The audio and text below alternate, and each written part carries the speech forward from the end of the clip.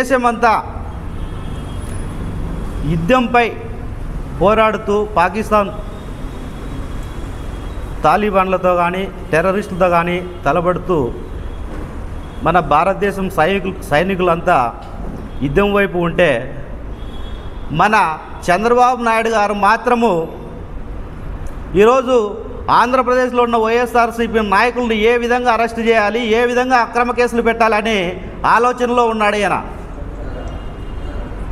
అయ్యా చంద్రబాబు నాయుడు గారు, ఈ రాష్ట్రంలో దళితుల ఓట్లు 20% ఉన్నాయి. ఎన్నికలకు ముందు నువ్వు దళితులకు ఇచ్చిన హామీలు అన్నీ మర్చిపోయి వాళ్ళ ఓట్లను ఓటు బ్యాంకుగా వాడుకొని గద్దెనెక్కిన తర్వాత ఈరోజు అదే దళితులపైన అక్రమ కేసులు పెట్టి అర్ధరాత్రి వేళ అరెస్టు చేయిస్తున్నారు. అయ్యా చంద్రబాబు నాయుడు గారు, మీరు ఈరోజు అదే గుంటూరు జిల్లా తాడికొండ మండలంలో ఒక ఎంపీటీసీ ఆమెకు భర్త లేడు. ఆ ఎంపీటీసీ కల్పన ఏమేమన్నా టెర్రరిస్టా? అర్ధరాత్రి అప్పుడు 3 గంటలప్పుడు పోలీసులను పంపించి అరెస్టు చేయడము ఎంత మాత్రము ఇది న్యాయమా అని అడుగుతూ ఉన్నాము. అదేవిధంగా ఆమె అడిగింది, సార్ నేను నైటీలో ఉన్నాను, చీర కట్టుకొని వస్తాను అని చెప్తే కనీసం 5 నిమిషాలు కూడా టైం ఇవ్వకుండా ఆమెను చూడండి వ్యాన్లో అర్ధరాత్రి 3 గంటలప్పుడు పోలీసులు తీసుకుపోతూ ఉన్నారు. అక్కడ మహిళా పోలీసులు ఉన్నారంటే అది కూడా లేదు. ప్రజలారా, ఇది గుర్తుపెట్టుకోండి. కూటమి ప్రభుత్వం చేస్తున్న అరాచకాలు ఇవి గుర్తుపెట్టుకోండి అండి. ఈయన పవన్ కళ్యాణ్ గారేమో ఆ రోజు చెప్పారు ఎలక్షన్ల ముందర, ఆయనకు ఫిట్స్ వచ్చినట్టు తల ఊపుకుంటూ 32,000 మంది మహిళలు వైఎస్ఆర్సీపీ ప్రభుత్వంలో మిస్సింగ్ అయ్యారన్నారు. ఏం 32,000 మందిని మరి ఈరోజు మీ ప్రభుత్వం ఎందుకు తీసుకురాలేకపోతా ఉంది? మిస్ అయిన మహిళలందరూ ఎక్కడున్నారు? మరి ఈరోజేమో ప్రభుత్వం వచ్చేసరికి 32,000 మంది కాదు, మొన్న ఏదో అన్నాడు, ఏదో వాళ్ళు కొంతమంది మ్యారేజ్ చేసుకొని కనరాకోకుండా ఒక 5-6 మంది మహిళలు. మరి అప్పుడు వైఎస్ఆర్ ప్రభుత్వంపై బురద చల్లడానికే కదా, మీరు వాలంటీర్ వ్యవస్థ పైన బురద చల్లడానికే కదా ఆ రోజు 32,000 మంది వాలంటీర్ల ద్వారా మిస్సింగ్ అయ్యారు మహిళలు అని చెప్పారు. ఇవన్నీ ప్రజలు గమనిస్తూ ఉన్నారు. అదేవిధంగా ఈయన మన లోకేష్ గారు అయితే ఆయన పాదయాత్రలో ఏ రెడ్ బుక్ రాసుకున్నాడో మాకు తెలియదు, కానీ ప్రతిరోజు వైఎస్ఆర్సీపీ నాయకులపైన ప్రత్యేకంగా ఒక రెడ్ బుక్ రాసుకొని ప్రతి ఒక్కరిని అక్రమంగా అరెస్ట్ చేస్తున్నాడు ఆయన.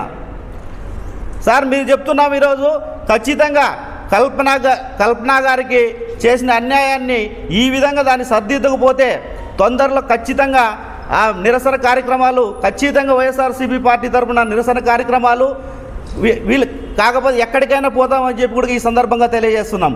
అదేవిధంగా నిన్నటి రోజు చూశారు సోషల్ మీడియాలో ఒక మాజీ మంత్రివర్యులు రజనీ గారు, కనీసము ఆ సుబ్బరాయుడు అనే ఆయన సిఐకి కనీసం ఇంకిత జ్ఞానం అయినా ఉందా మహిళల పైన? ఆమె ఏమంటా ఉంది, సార్ సిఐ గారు అన్నీ అంత రిక్వెస్ట్ చేసుకున్నా ఆమెను తోసేసి ఆమె సీట్లే పోయి కూర్చోవడము ఎంత మాత్రము ఇది న్యాయమా? ఇది కూడా గమనించండి ప్రజలు. ఒక మహిళకి మాజీ మంత్రి ఆమెకు కూడా ఈరోజు రక్షణ లేకుండా పోలీసులు ఒక రౌడీలా ప్రవర్తిస్తూ ఉంటే దీన్ని ఏ విధంగా ముందుకు తీసుకెళ్లాలో కూడా అన్ని కమిటీలు వైఎస్ఆర్సీపీ నాయకులు ఖచ్చితంగా ముందుకు తీసుకెళ్తారు, వాళ్లకు తగు బుద్ధి కూడా చెప్తారని తెలియజేస్తున్నాం. అదేవిధంగా చంద్రబాబు నాయుడు గారు ఈ మధ్యకాలంలో ఎస్సీ కార్పొరేషన్లు దళితులు, ఇది గమనించాలా ప్రజలందరూ, దళితులు ఎస్సీ కార్పొరేషన్ ద్వారా మేము లోన్లు ఇస్తున్నాము అని చెప్పాడు. దళితుల ప్రజలారా ఒకటి గమనించండి, ఆయన మనకు మొత్తము ఆయన అన్నాడు దళితుల్లో ఎవరైనా పుట్టాలనుకుంటున్నారా అని కూడా అన్నాడు.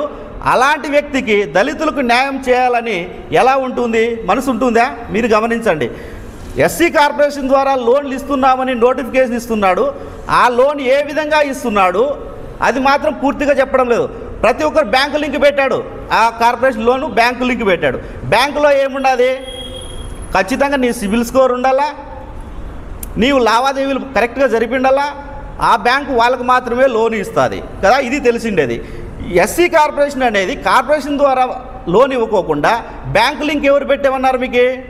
ఖచ్చితంగా ప్రజలు గమనించండి. ఈ బ్యాంకు లింక్ కూడా తొలగించి లోన్ ఇవ్వాలని కూడా కోరుతా ఉన్నాము. తర్వాత ఒక వ్యక్తి ఒక లోను ఆయనకు సిబిల్ స్కోర్ బాగా ఉంది, బ్యాంక్ మేనేజర్ పోయి అడిగాడు.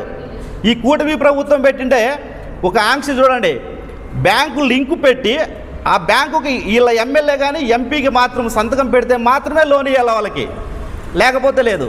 కానీ ఇక్కడ ఈ విధంగా ఉంటే జగనన్న ప్రభుత్వంలో కులం చూడలేదు, మతం చూడలేదు, రాజకీయాలు అతీతంగా ఏ రికమెండేషన్ లేకుండా ప్రతి ఒక్కరికి కూడా సంక్షేమం అందించిన నాయకుడు అంటే జగన్మోహన్ రెడ్డి అన్న.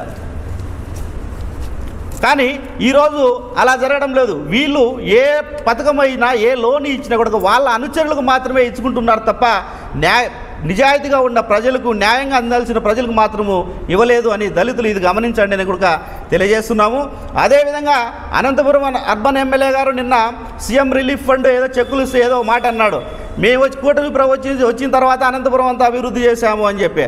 అయా దగ్గుబాటి వెంకటేశ్వరరావు గారు, వెంకటేశ్వర ప్రసాద్ గారు, మీరు ఎమ్మెల్యే అయిన తర్వాత అనంతపురం అర్బన్కి ₹1 కూడా నిధులు తీసుకొచ్చిండేది లేదు.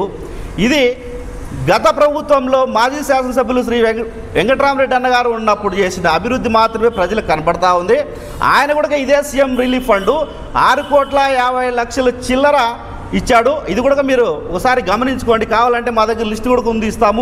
మీరే కాదు సీఎం రిలీఫ్ ఫండ్ ఇచ్చేది. మా ప్రభుత్వంలో కూడా గత మాజీ శాసనసభ్యులు గారు ఇచ్చారు. తర్వాత గతంలో పెట్టిన అభివృద్ధి అనంతపురం అర్బన్లో ఏ వర్కులు అయితే, ఏ పనులైతే టెండర్లు పిలిచారో 40 కోట్లు టెండర్లు, ఇప్పటికీ మీ ప్రభుత్వం వచ్చిన తర్వాత ఒక్క వర్కు కూడా, ఒక అభివృద్ధి కూడా జరగలేదు.